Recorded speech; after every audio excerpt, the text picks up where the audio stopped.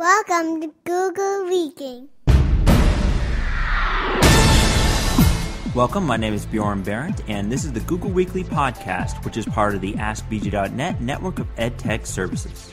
Never stop learning. This is episode 4, interview with Greg Benedis Grab of Teach21, recorded November 21st, 2011. Before we get to the interview, I want to talk about what's new in Google. And what is new? Well, Google Music has come out of beta. This is a little bit different than Google's tradition of keeping things in beta forever, so this came out pretty quickly. What it is it's their competitor to iTunes.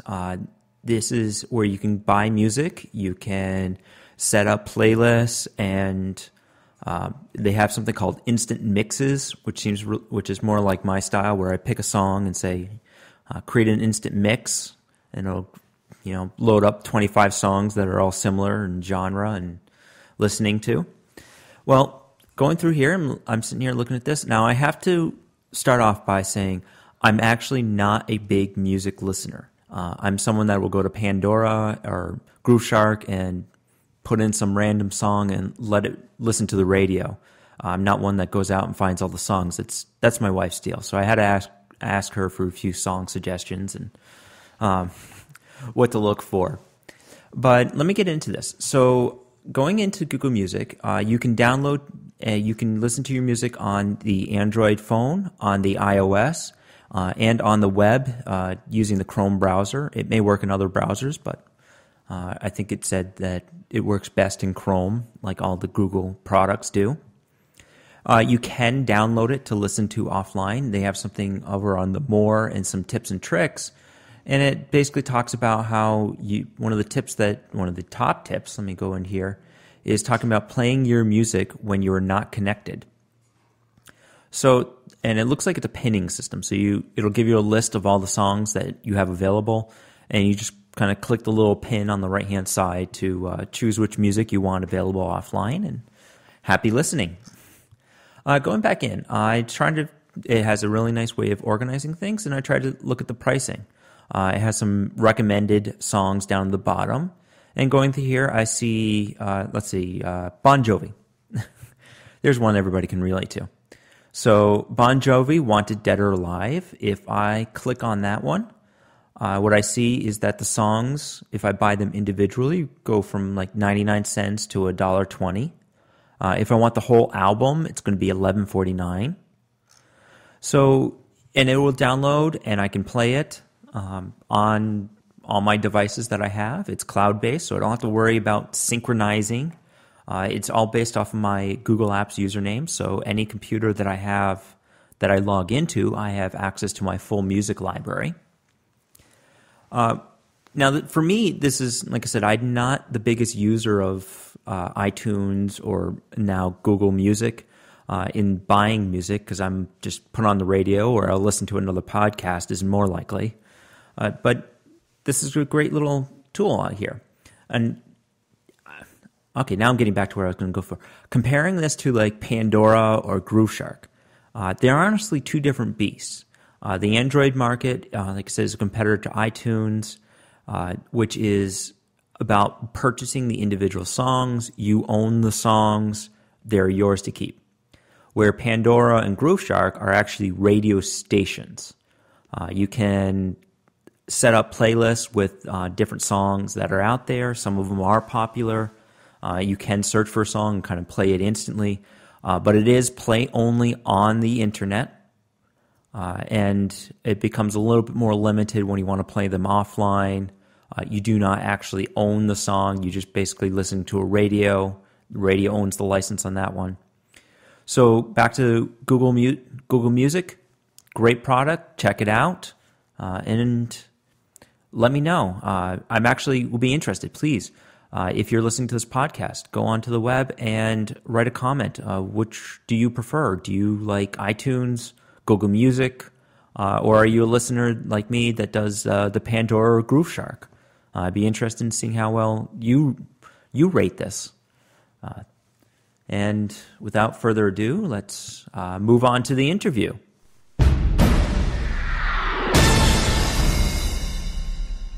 Okay, welcome back to the Google Weekly Show. I am here with Greg Benedis Grab of Teach21. Hopefully I did that last name correctly. Yeah, that was pretty good. That was better than most people. Thank you for inviting me. You're welcome. And looking at some of your background, it looks like you're the Presidential Award for Excellence in Science and Teaching, Director of Teach21, and this is a Google podcast, and I see that you're also a Google Apps for Education Certified Trainer. Yeah.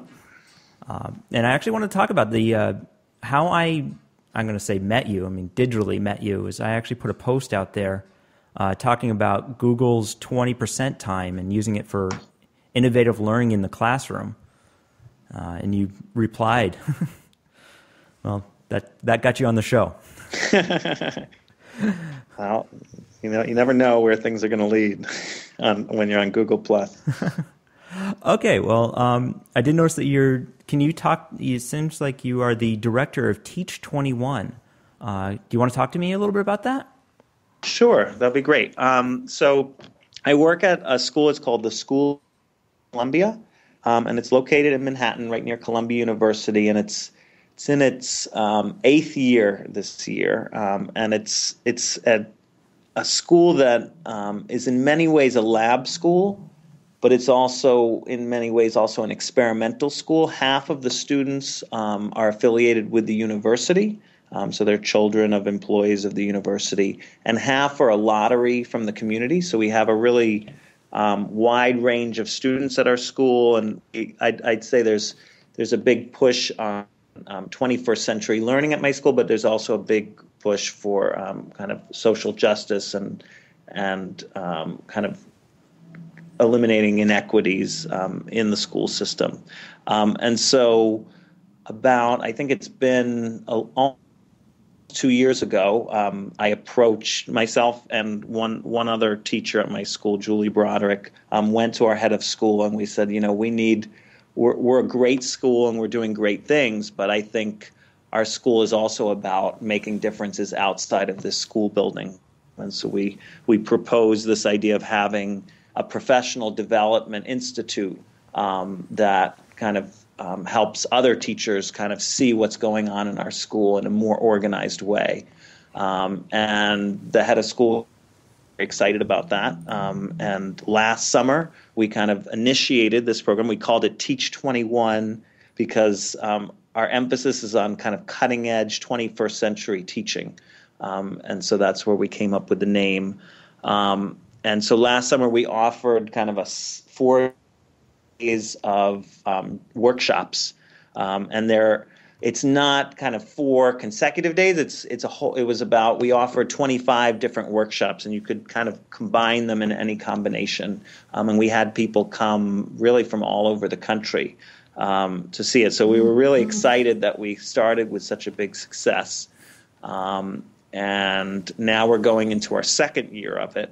And we're starting more different programs. We're starting a program called the Teach21 Partnership Program, where we're going to be partnering up with various schools in New York City. We've already developed a relationship with Children's Storefront, which is in East Harlem, and we're going to try to kind of work that way in addition to having the workshops. But Teach21 is really just a chance for our school to kind of show what we're doing to the wider community. And I think part of it grew out of this idea that professional development should be more based in the school setting and kind of promoted by schools as opposed to, in some ways, the university model where the university is coming in. We kind of feel like as a school we know a lot about how schools work. And so all of our workshops are offered by our teachers and administrators. And so it's an exciting program, and we're hoping to continue to expand, and hope we're still helping people out with various things from technology to mathematics to science to literacy.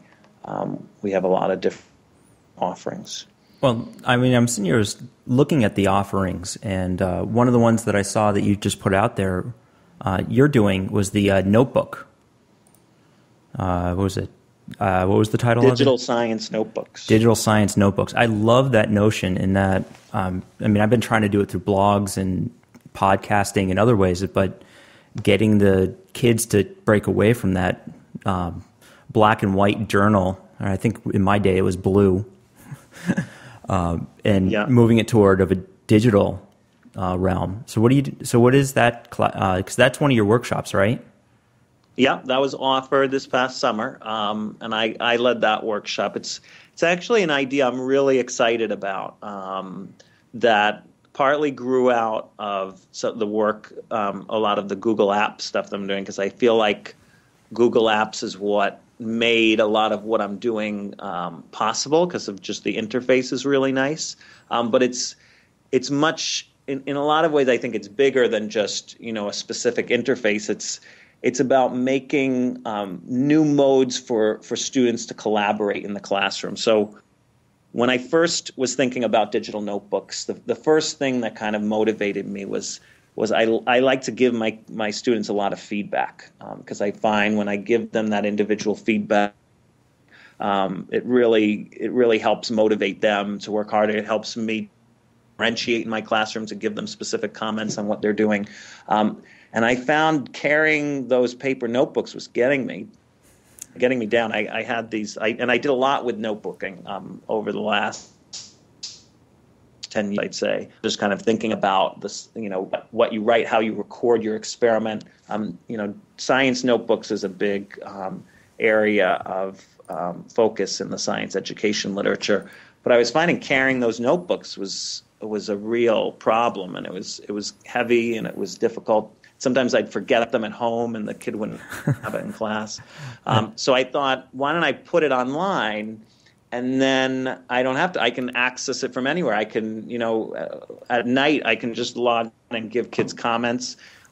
What surprised me is that I kind of knew was going to be an advantage, but I didn't realize how much the kids were going to jump in and start using it in the same way. And so I would get onto a doc at night and give a kid a comment, and then it turns out the kids on the doc actually working on it. So they would comment back to me, and it provided this new avenue of interaction between the teacher and the students. And then now I'm moving towards having that also be between the students. And it's very much in the 21st century learning mindset, because it's not limited to that hour a day that I see them. It's timeless. It's 24 hours a day. It's open, and so it created all this room for collaboration. And so that's a big part of the science notebook, is having it so that instead of kids kind of doing an experiment and recording what they're finding in a notebook that's private and separate, it's wide open. And so suddenly the teacher has more access to it. The student can get in at night and add more to it. They can be finishing up what they're saying at night, getting back to it the next day. They can be looking at each other's notes. And I think that's another key piece of it, is that the way I used to run my classroom was that each experiment was kind of an entity in itself, that the kids would collect some data and they'd draw some conclusions from that. And the digital science notebook means that every student has access to every other experiment that's going on. And I saw them start to kind of make connections to other experiments or pool data from the whole class and make stronger statements. So suddenly this access piece isn't just making the classroom more exciting. The kids are really excited to do the sharing and of information, but it's also making it more scientific. And it's making it more about working as a group, collecting data as a group, being part of a scientific community, and in many ways mirrors what's happening in the professional science community, where most experiments are done by teams which are digitally collaborating with data and writing. And so in a lot of ways, not only is this making my classroom more exciting, and making it more scientific, but it's also preparing them for the world that lies ahead of them. So I'm really excited about digital science notebooks. I think it's something that can really have a big influence on the way science is taught. Well, I'll definitely agree. I love the mimicking of the real world activities, and that's one of the things where I've found with Google Apps in my personal, I work as the IT coordinator, but I also teach, just trying to get them using the tools that they would be using in the business world and in the way they would be using the business world. So the whole collaboration and working together on single documents and things like that is something I see in the business world, but in the traditional school model, it was always, between the teacher and the student. And I love that you're doing the collaboration. It's really been exciting, and I actually kind of using it in other contexts as well. I teach a science math class at Bank Street Graduate School of Education, which is across the street from me, and that's a elementary teacher preparation program. And I thought, well, why don't I just use the same thing I'm doing with fifth grade in my graduate class? Because what I found traditionally in the graduate classes is you write these papers, you hand them to the professor. The professor writes you some notes and gives it back, but you're not taking advantage of the other 24 people in the class who also have a lot of insightful things to say. And so I set up a very similar kind of digital, I guess I'd call it digital science methods class, where everyone's paper was a shared Google Doc, and one of their assignments was just giving each other feedback on that. And I found, suddenly they were not only getting a lot more feedback and learning useful things, but I think it was preparing them for what teaching is going to look like in the 21st century as well, that you're not alone in your classroom, you're collaborating with your students, but you're also collaborating with everyone in your building through a lot of these digital networks. Well, yeah, I would definitely agree. I've the college group, and that's one of the other things I found about the Google Apps, and you seem like you're working across the board here, is that almost the same type of collaboration that I would do at the younger grades and the primary grades, even early primary grades, carry right on up through to the university level. Definitely. And that's funny because there's this, one of the activities I do in my science methods classes, I give them a battery. It's a little electricity activity. I give them a battery, a piece of wire, and a light bulb. And I ask the graduate students, well, get the light bulb to light. And what I found is great, and I try to find a lot of activities like this, because this is an activity where the response and what goes on with graduate students and second graders, not that wide. It's not that different, because it's kind of this, everyone has access, and it's an activity can address a wide range of skills, and it gets them thinking. I'm finding, just like you said, with a lot of these digital collaboration pieces, it spans a wide range of ages. And in fact, sometimes the older students have more trouble with it because they haven't grown up in a world of Google Docs. But, the younger graduate students and even my fifth graders, they come in and I'm not spending a lot of time teaching them the skills because they already know how to collaborate digitally.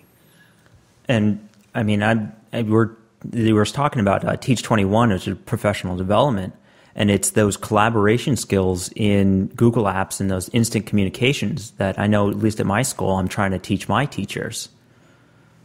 So, and I'm assuming that's kind of like the idea of why Teach 21 came about. Yeah, definitely. It's about, teachers. What I found is really powerful about Teach 21 is that it's teachers teaching teachers. Mm-hmm. And so, it's good theory and good 21st century principles, but it's also very grounded in the work of the classroom and the work of a school. And so, often we'll start a workshop with just showing examples of stuff that we're doing, and then create an activity where people can experiment with it. But it's also always going back to, well, how does it get used? How is it useful? It's a powerful tool, but how do you use it in a school specifically to make it really make the school work? And in fact, I'd say the use of Google Apps at my school, it's very important in the work with the kids, but it's just as important with the work with the teachers. There's so many times that people are creating, like you want to make groups of kids for an activity or for a shared activity across a grade. Mm-hmm. Suddenly you can just make the list in a Google Doc, share it with all the teachers on the grade. People can kind of comment in on, what challenges they see, make changes, collaborate in that way. And then we're spending our meeting times kind of having these very meaningful conversations. We're not wasting time working out logistics or working out who's in what group, because a lot of that is much more efficiently done on a Google Doc or something like that. Efficient faculty meetings. I'm looking forward to those. Yeah. Okay, well, let's now Teach 21. Is this now, assuming because it's in the classroom, what's it like when I go there? I'm looking at the workshops and I see that they're from 9 a.m. to 3 p.m. on a specific day. What would a person attending this expect? Okay, so we have a Saturday workshop in 2012 on April 21st coming up. And we're going to be posting all of those workshops probably starting January 1st or maybe a couple of weeks before that. And then we have a summer workshop series from June 18th to June 21st. In the summer workshop series, what happens is it actually starts at 9 a.m. And what we've been doing is getting really kind of provocative and thoughtful speakers and to kind of get you thinking in the morning. So you come in, and there's a speaker in the morning. Last summer we had Howard Gardner come. We had Karen Cater from the U.S. Department of Education. Mm-hmm. We had a best-selling, New York Times best-selling author, A.J. Jacobs. He wrote a book called Living Biblically. So he's actually he's a very entertaining guy, and we wanted to, for that one we were thinking we wanted to get kind of a writer to get us thinking. We're not just bringing in educators, we're getting people to kind of get us to think differently about teaching. And we also had someone from the Columbia Journalism School, Sri Navidasan. So we have this kind of 45-minute talk in the morning where you get pumped up about the day. And then the workshops actually start at about 9:45, and you have a day-long workshop would be 2.5 hours in the morning, and then 2.5 hours in the afternoon. So, for example, we had a workshop on Google Apps where it really went through the different apps and showed you some pieces of that split between the morning and the afternoon. We had a workshop on math and new assessment strategies. That was actually a 2-day workshop. So you have these kind of workshop sessions, but we have a common lunchtime. So during the lunchtime, you go to our cafe, and then you get to kind of meet and talk with people in other workshops. And so we thought that's a good way to kind of connect to other people, have the the networking piece, but also kind of sharing information. And so it's an exciting opportunity in the summer to kind of get geared up for the next year. Also, kind of make these connections that really help you push to the next level. This is amazing. So I'm going to share this with my teacher, see if anybody wants to go to New York for a day. That's the other big selling point. Is it's a lot of people seem to want to come to New York. So I always say, combine it with a trip to New York. I was just down there for one of Google's events on Chromebooks. And oh, nice. I came into Penn Station, walked to the Google headquarters, went to the thing, and came back all in one day. And I live in Vermont, so I thought that was pretty good. That's pretty good. Okay, finishing up here, is there anything else about this that you would like to mention before we move on to the next section of the podcast? Or no, thank you so much for having me on. Let's see. One thing I wanted to talk about, I mentioned the digital notebooks. I just think I'm really excited with the combination of the way that technology can really change the classroom, and I think there's a lot of opportunities to use technology. And so I think one of the things that I really kind of strive for as a teacher is just always trying things out. There's a lot of people kind of talk about things and like consider it, but I think the best way to kind of train yourself or to get into something is to jump right in. And actually right now with the 5th grade, I'm doing a project using the Arduino Uno, which is an open software, open platform kind of microcontroller. And it's this really, it's kind of like a lot of robotics programs, only it's a little more kind of base level. It involves a little bit of JavaScript and kind of getting the components to line up right. But I think I'd say that's kind of jumping in and trying things out is an important. That sounds like every class I teach. Of an educator. That sounds like a lot of the classes I teach. Or I've even gone so far as I had a student kind of playing around. I think it was a graffiti editor, and it was a graphics class, and they just kind of was playing with it. So I actually turned it into the following day's class assignment for everybody, is to go in to use the program. So, right. Just playing with it. I think you hit the nail on the head with that one. Yeah. Okay. Did you want to mention your blog or anything else like that? I know I found a lot of great information about you. Yeah. I have a blog through the New York Academy of Science.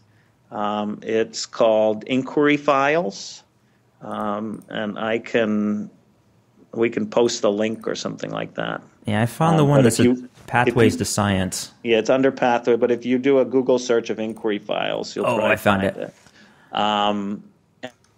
And that's been a lot of fun. I've been, the New York Academy of Science asked me to help them out with the blog, and it's actually really I highly recommend teachers to get into blogging, because there's something that powerful that happens when you reflect, when you're forced to reflect on your practice. Sometimes I let a month go by and I forget to kind of do that reflective writing, and it's really made a big difference for me. It helps me kind of get a sense of, have a better sense of what I'm doing and what I want to work on. So I think blogging is, I mean, a number of people have said they've enjoyed reading it, but I also selfishly have benefited from having to kind of be more reflective. So that's something I'm enjoying. Well, considering I just started a podcast, yeah, I can fully agree. Yeah, you're getting a lot of opportunity for that. Okay. Without further ado, the next section of the podcast I usually go in is something called app exploration. And literally I just kind of go in and I go find a app from the Google App Marketplace and the Chrome Web Store and just kind of do a quick review. It's not one necessarily I've used. Before I go into the one I found, is there anyone that you've used that you kind of like the most, either from the Marketplace or from the Chrome Store? From the Chrome Store, I haven't done so much with the Chrome apps because my school's very Apple based. So I've been. Chrome works on Apples. When I do apps, I'm more using apps on my iPad. Oh, but I've done some apps, and I've been experimenting with the offline component of Gmail. Yeah, I think there's an app for that, a Google Chrome app for that. There's an app for that? Is that a... Yeah. I haven't experimented as much with that. Okay, well, moving on to the ones that I found in the Marketplace. Again, this for those listeners, the Marketplace is something that your administrator has to add this to. But that doesn't mean you can't access them because they are web-based applications. I found one called iRubric. iRubric is a free rubric creating software. The reviews on this was 4-star. Mind you, there was only 3 reviews. And so they were very, very positive. One person from an older one only gave it 2 stars. But I was sitting there playing with this earlier today, and I'm looking for my rubric that I was creating. But I went in and you're able to find rubrics that other people have created. So you're not just creating them from scratch. So you can pull from a huge repository. I think that there was like 170,000 different rubrics that are out there. And even more so than being able to create it and copy it and doing other things, it had this whole grading system, which I thought was amazing. And again, this is free. And then there's some premium features you can pay for. I think the testing portion of it is something you have to pay for. I still kind of figuring out which one was the free component, which one wasn't. But it's part of a suite called R Campus. And this was iRubric. And going in there, what it did with grading is when you had a rubric up, you click on the different sections that you want the student to have in there, and it would automatically grade it based on what you put in. So for a teaching tool and using a rubric, I thought that this was a great tool for being able to quickly grade rubrics and create rubrics and share them, because this is a cloud-based and public. And it would, because it's in the app marketplace, it just kind of shows up under the more. For I don't know, what's your opinion, Greg? I think, rubrics, I haven't seen that one. Maybe I'll try to pull it up here. Sharing rubrics is that's a great idea. I think, it's a lot of the challenges teachers face. They're often trying to build things up from scratch, and often you're better off starting with what somebody else has and modifying it. So, being able to share that seems like a good opportunity to kind of make it more efficient. Nice. And now moving on to the app exploration for the Chrome Web Store. So if you have Google Chrome and you click the plus and click on apps, there's something called a Chrome Web Store. And these are just links, again, to other websites. So you can get this even without Chrome.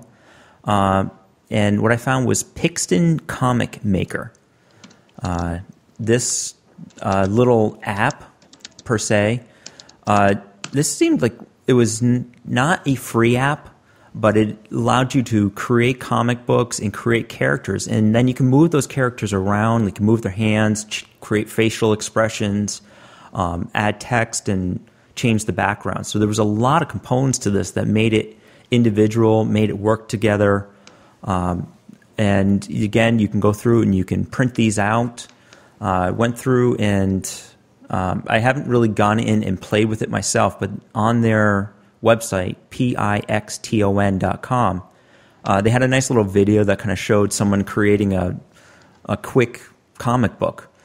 They said they can print these things out and share them however you want. So you can print, share, PDF. There's a price calculator on there, and I didn't think it was all that expensive. I mean, I'm just going to put 100 students here, paid over a year, just to kind of an example. It cost $210 for a single year for 100 students.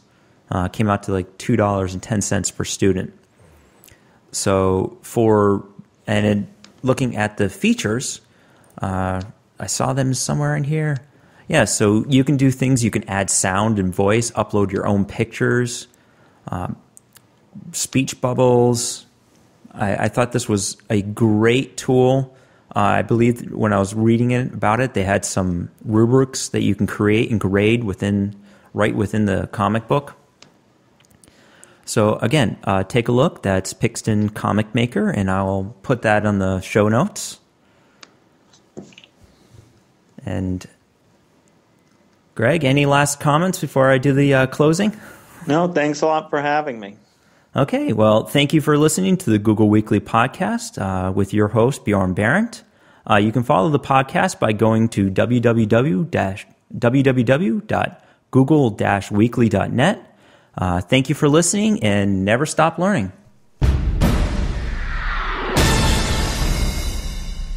This is Torrance, and thank you for listening.